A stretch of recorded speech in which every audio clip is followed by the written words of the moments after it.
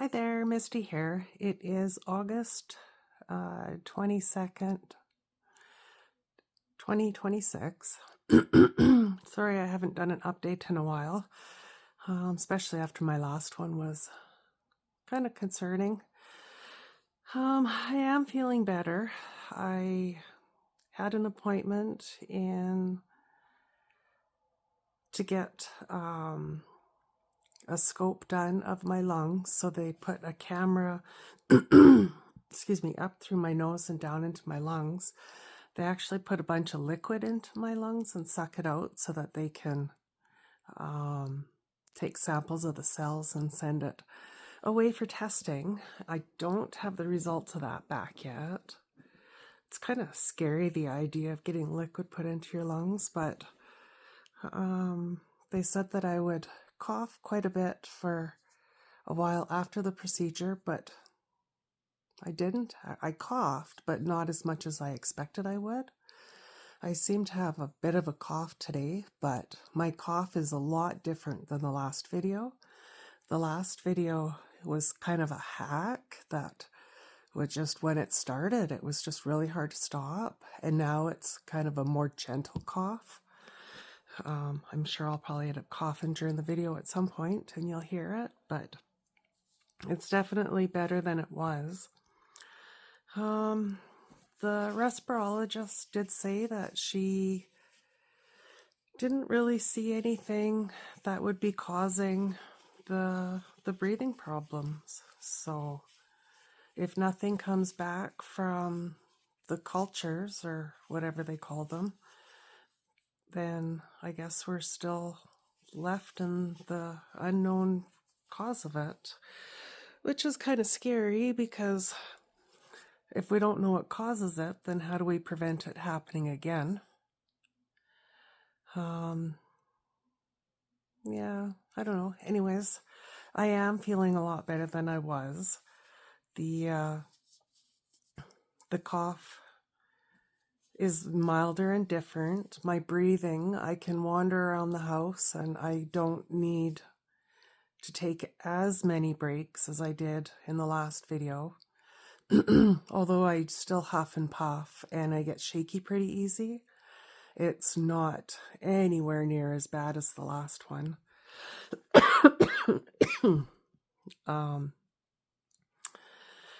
On my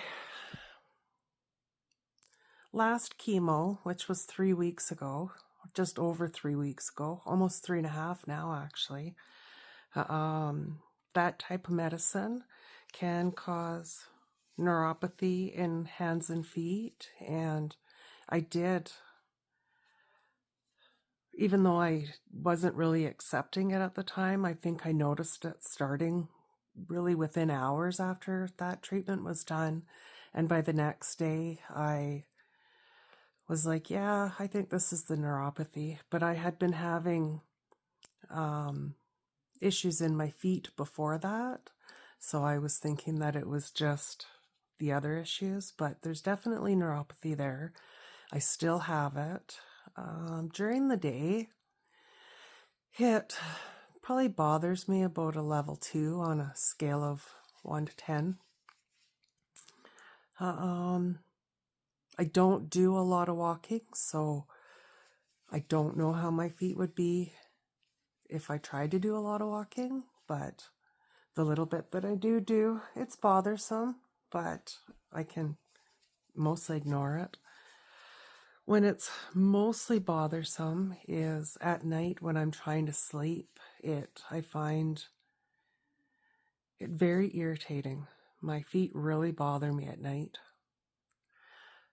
but not enough to really do anything about it. I just try my best to ignore it and get to sleep, and if I have to wake up in the middle of the night for something, then I go through the same thing where I just try to ignore it and go back to sleep, but it is pretty bothersome.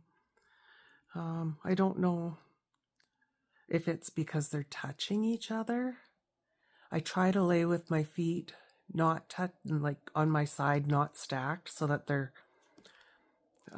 but even like the sides of my feet touching the bed and stuff, it's a weird sensation. It's just uncomfortable. Sort of painful, not severely painful, just a very uncomfortable sensation.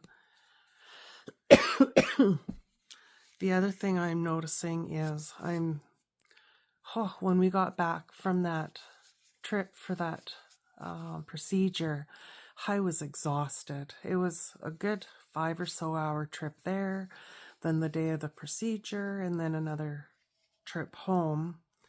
And I was just wiped right out by the time I got home. The next day, because my breathing is better, and I felt bad because Troy's working long days at work right now. They have a big project happening. I managed to get a meal in the crock pot. It was a pretty simple meal, and I have a rolly chair in my kitchen now that I can sit on, and that helps with the wobbliness on my feet and my sore feet, the neuropathy in my feet. But even that, just getting the stuff out of the fridge, I had to put it on the counter and then go sit in the recliner and relax for like half an hour to get my energy back up. And by the time I was done putting the stuff in the crock pot, I put the carrots like the unused carrots back in the fridge, and I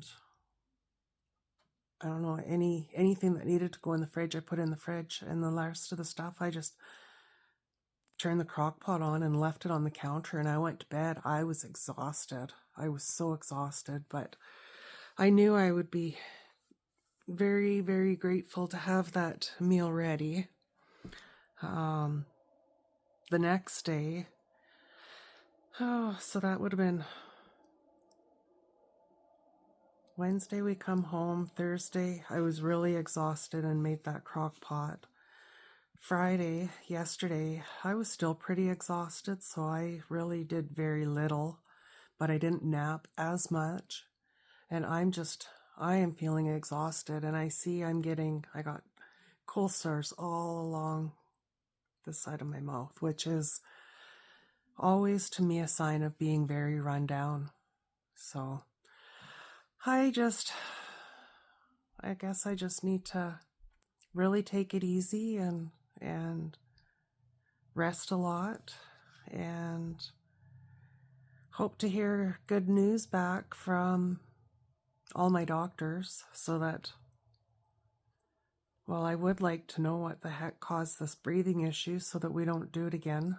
I'm worried about wrecking my lungs more because I already have not great lungs, but I would like to get this chemo back on schedule so I can get it done and then get the radiation done.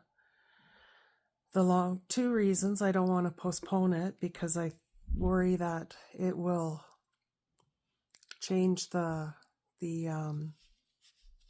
outcome of the treatment, but also going away for the radiation and maybe having to travel a little bit back and forth, that long 5-6 hour drive, especially when the snow comes, is not something that I look forward to. So I would like to get it done as soon as possible so that I'm not trying to do that during the worst of the winter. But I just want to get this done so that I can hopefully start feeling better. But I am feeling better than last week. That's, I guess, most important, because last week I was really rough. Yeah, but anyways, I just wanted to give a short little update, because I would imagine after my last video, people are wondering how I'm doing. Doing better, but still played out. So, all right, thanks for checking in, everybody. Bye, take care.